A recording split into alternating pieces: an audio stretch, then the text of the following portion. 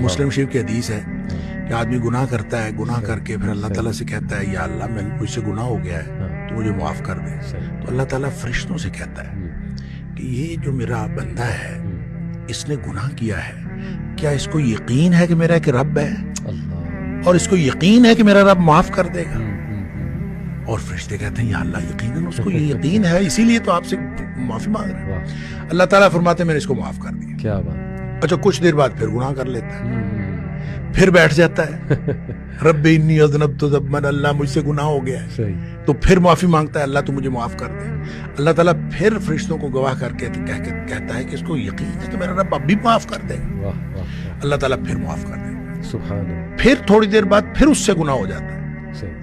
اچھا اس کا مطلب گناہ کے دوبارہ ہو جانے کے ساتھ اس کا تعلق نہیں ہے، اس کا تعلق آپ کی توبہ کی کوالٹی کے ساتھ ہے، صحیح، کہ آپ نے توبہ کس قسم کی ہے۔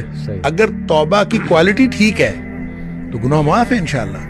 حتیٰ کہ مسلم شریف کی حدیث میں آتا ہے کہ نبی پاک صلی اللہ علیہ وسلم نے فرمایا کہ اللہ فرماتا ہے پھر کہ اب میں نے اس کو ویسے ہی معاف کر دیا ہے، یہ گناہ کرتا رہے، توبہ کرتا رہے، میں نے اس کو ویسے معاف کر دیا۔